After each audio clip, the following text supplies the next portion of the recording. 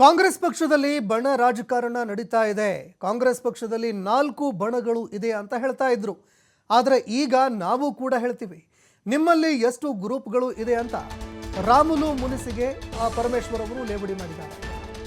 ಶ್ರೀರಾಮುಲು ಅವರು ಪಕ್ಷದಲ್ಲಿ ಮುನಿಸಿಕೊಂಡಿರುವಂತಹ ವಿಚಾರಕ್ಕೆ ಸಂಬಂಧಪಟ್ಟಂತೆ ನಮ್ಮಲ್ಲಿ 4 ಗುಂಪುಗಳು ಇದಾವೆ, ಬಣಗಳಿದಾವೆ ಅಂತ ಹೇಳ್ತಾ ಇದ್ರಲ್ವಾ, ನಿಮ್ಮಲ್ಲಿ ಎಷ್ಟು ಗುಂಪುಗಳು ಇದೆ ಅಂತ ರಾಮುಲು ಅವರು ಮುನಿಸಿಕೊಂಡಿರುವ ವಿಚಾರಕ್ಕೆ ಸಂಬಂಧಪಟ್ಟಂತೆ ಡಾಕ್ಟರ್ ಜಿ ಪರಮೇಶ್ವರ್ ಲೇವಡಿ ಮಾಡಿದ್ದಾರೆ.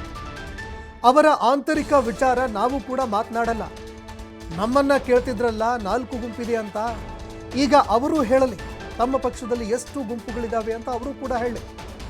ಬಿಜೆಪಿ ನಾಯಕರ ಆರೋಪಕ್ಕೆ ಡಾಕ್ಟರ್ ಜಿ ಪರಮೇಶ್ವರ್ ತಿರುಗೇಟು ಕೊಟ್ಟಿದ್ದಾರೆ.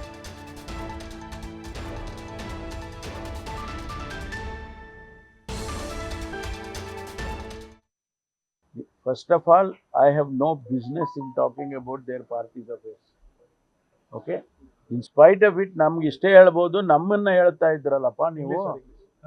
You were saying always, Congress, there are four different doors and 4 different groups and those kind of things. But now I have to ask them, what kind of, how many different groups you have. So apart from that, I don't want to talk anything. ನಾವು ಅವರ ಪಕ್ಷದ ಆಂತರಿಕ ವಿಚಾರಕ್ಕೆ ನಾವು ಮಾತಾಡಕ್ಕೆ ಹೋಗೋದಿಲ್ಲ, ನಮಗೆ ಸಂಬಂಧನೂ ಇಲ್ಲ.